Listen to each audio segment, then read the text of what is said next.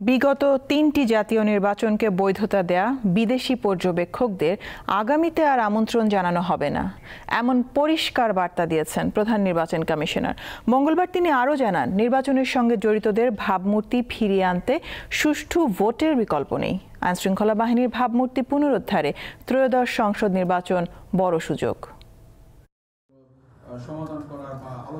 মধুমাস শেষে চলছে আষাঢ়, তবুও ফলের বাহার এখনো রয়ে গেছে।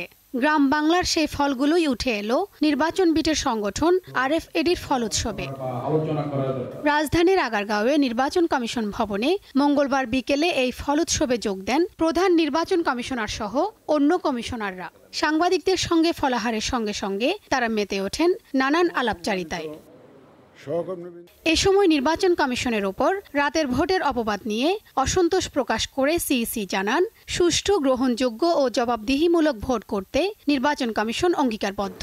প্রশাসন ক্যাডারের তাদের যে ইমেজ যে ক্ষুণ্ণ হয়েছে, এদের ভাবমূর্তি সিরিয়াসলি এফেক্টেড হয়েছে, পুলিশের ভাবমূর্তি সিরিয়াসলি এফেক্টেড হয়েছে। এই ভাবমূর্তি পুনরুদ্ধারের জন্য এইটাই হচ্ছে সুযোগ।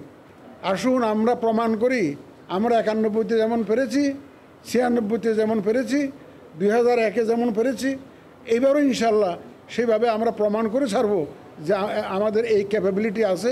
এর আগে সকালে কানাডার হাই কমিশনার অজিত সিং এর সাথে নির্বাচনের প্রস্তুতি নিয়ে নিজ কার্যালয়ে ঘণ্টাব্যাপী বৈঠক করেন সিএসি।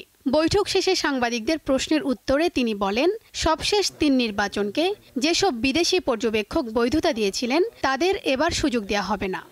যে সমস্ত পর্যবেক্ষক গত 3টা নির্বাচনকে সার্টিফিকেট দিয়েছে যে খুব সুন্দর নির্বাচন হয়েছে, অ্যাকসেপ্টেবল, ক্রেডিবল নির্বাচন হয়েছে, তো তাদেরকে কি আমাদের নেওয়া উচিত? আমরা নিব, দেখে শুনে নিব যারা ডিপেন্ডেবল, রিলায়েবল এবং যাদের এক্সপিরিয়েন্স আছে। আমি ফরেন অবজারভারের কথা বলছি। ত্রয়োদশ জাতীয় সংসদ নির্বাচন স্বচ্ছ করতে এরই মধ্যে জাপান, অস্ট্রেলিয়া সহ বেশ কয়েকটি দেশ নির্বাচন কমিশনকে সহায়তার আশ্বাস দিয়েছে বলেও জানান প্রধান নির্বাচন কমিশনার। বিভিন্ন দেশ তো আমাদের পাশে এগিয়ে আসছে। শিউলি শবনম, দীপ্ত সংবাদ, ঢাকা।